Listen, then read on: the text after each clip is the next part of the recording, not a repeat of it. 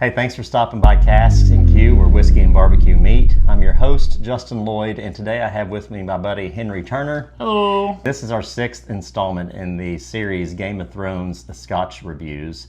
So today we're going to review Lagavulin, and this is the House of Lannister. So Lagavulin is one of my favorite distilleries. It took me a long time to really like Islay scotches because of the smoky, peaty, aspect of it. So I've been kind of excited to review this one. So why don't we give this one a pour and talk about it, taste it, all that kind of stuff. All right.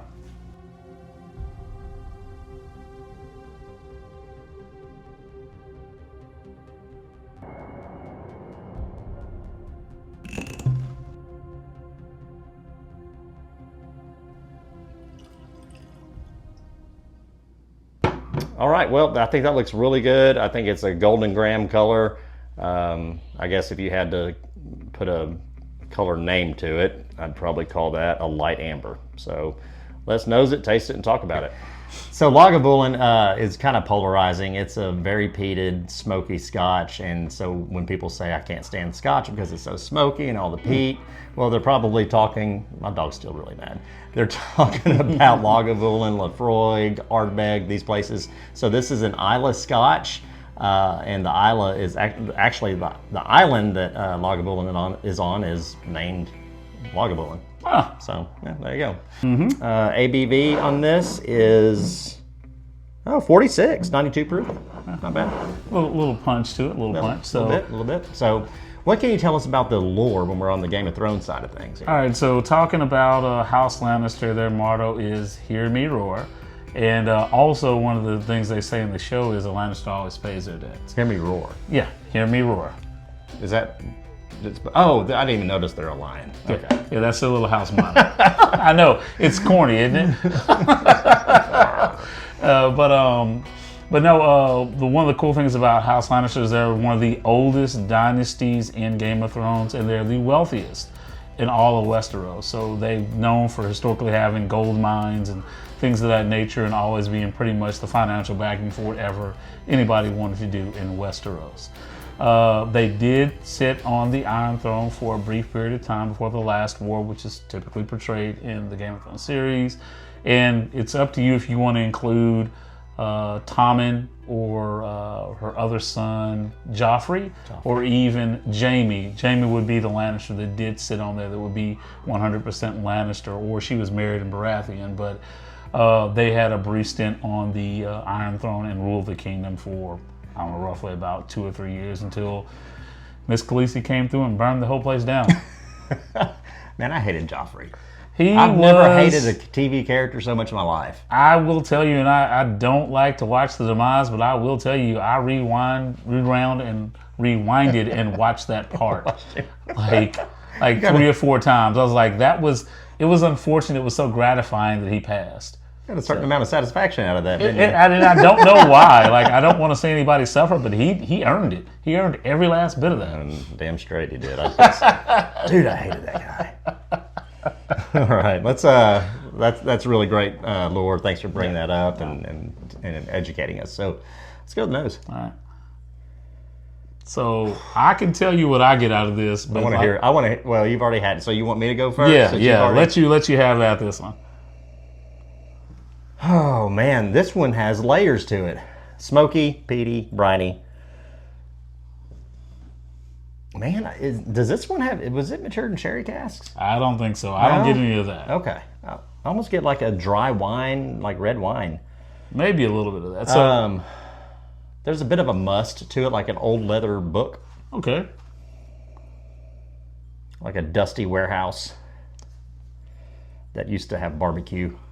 Now you're hitting where I'm at. And it's like meaty. That was where I was going to go with this, why I found this so delicious. This is very, like, you're over the grill. You just started up the charcoals, and it's got that coming off of it. This is a very barbecue grill forward to me. And I found that enjoyable because my dad grilled a lot, you grill, and then I grill some, not very much. But this has a lot of charcoal smell to it, which I think is very enjoyable and pleasant. Yeah, there are scotches that come off as meaty, usually the Islay scotches. But yeah, this one, like you said, roasted meat, like charcoal, almost that Kingsford smell a little bit, you know. Not the chemical stuff, but after the coals get going.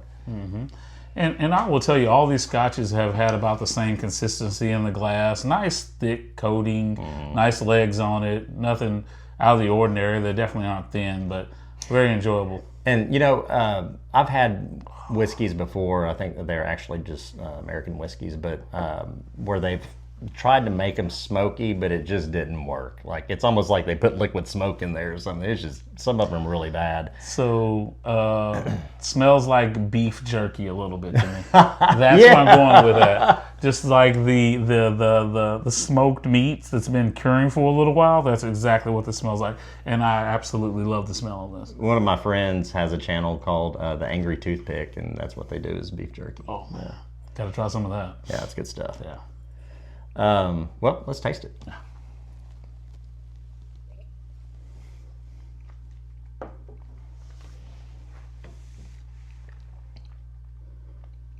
Man, that's so good. Oh, again, I'm going to let you go first. I've got, unfortunately, my tasting notes on this, and it hits home. So it's got the peat. You know, I mean, they take peat and they smoke it, and they smoke the malt. So, I mean, that's a given. You're going to have that peat smoke. I get the meat to me is almost like a steak with salt and smoke on it.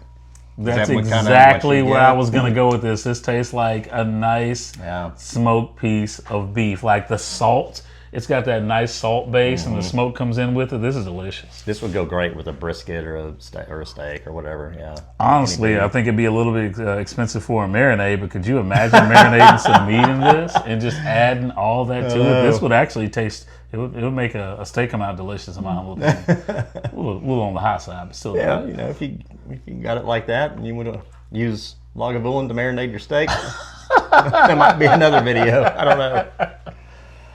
Well, I'm gonna leave the rest of this with you. I mean, that's to me, it's meaty. The smoke is there, but it's not the campfire smoke. It's the charcoal smoke. It's the good summertime smell from a Weber grill, and just salt, really. And there's some oak in there, and there's on the palate I get a bit of a dry wine, but it's very faint and in the back. Like if you're not looking for it, you probably wouldn't notice it. Yeah. Oh, that's good. I really like this one. That's the best one so far. That beats out Oban. I can see where it would. Yeah. Well. Now I got to remember what I rated Oban, because this has got to be a little higher, I think. Yeah. I think we're on an 8. Yeah, I think so, somewhere in there. So, just jumping into this one, I think I've seen one of these. My dog's knocking. Hang on. I think I've seen one of these hanging around at the store, and I'm bidding on this particular bottle on Unicorn Auctions for $35 right now. So, you know, it's a 5-year-old release, so you're not going to find this hanging out on most shelves, but like I've said before, I've seen this in 3 stores locally, which are Warehouse, Crossroads, and Top 10 in Benton, and they all actually have a few of these still left, so you can still find them if you do some hunting. And the price on this one I think was a little bit higher. It might have been $60 to $80 just because it has a higher age statement on it. It's on the second one that has an age statement of the original lineup, but I wouldn't overpay for this. I think if you look around for a while, you're a fan of the show, you like the Baratheons, you want to get a piece of memorabilia, this would be a great collection. Honestly, this is the best tasting scotch, and I will tell you, it's actually got my mouth still watering after I've had it. So this is a real delicious scotch. Yeah, that's really good. And you're not even a big scotch guy. No.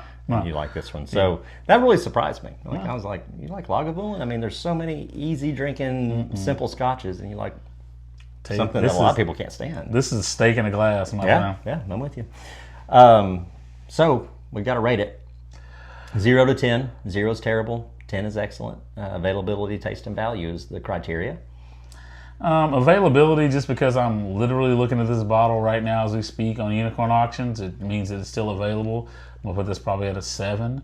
Taste, for me, this was probably like an 8.5. It's the best one we've had so far. And the price on it, it's varying. I know originally I think I paid $80 for this bottle, but I might get a chance to get it for $35. So I still probably put the price at around, or the value around 7.5. So I think this is probably an 8.5 where I'll put this one. I'm pretty close. The availability, I mean, I haven't looked for it, so I don't know. I mean, you mentioned it's in 3 liquor stores here, so that's good. Taste, I mean, it's just, I'm with you. It's steak in a glass. It's summertime. You know, it's, if you're at the beach, you get a little bit of that sea salt. Value. What was the MSRP again? I think 60 to 80, so it wasn't too terribly high. Not too terribly high, and plus it's a collector's item too. So I'm going to go a 9. All right. I really like this. Yeah. I really do. So you identify with House Lannister, huh? I guess so. Yeah, they do have some odd customs in Are that they house, the though. incest people? Yeah, that's Jamie and Cersei. Hey, man, look here, no judgment here, sir. No judgment. You do you in the fictional universe Literally. of Game of Thrones. On that note, thanks for stopping by Casks-n-Que, where whiskey and barbecue meet. The best way to support the channel is to like, subscribe, and smash that bell. When you smash the bell, it's going to notify you when we upload new content. Henry, once again, my friend, thank you for bringing by a delicious bottle of whiskey for us to sample. Thank you, sir, and y'all enjoy watching Game of Thrones. We'll see you next time.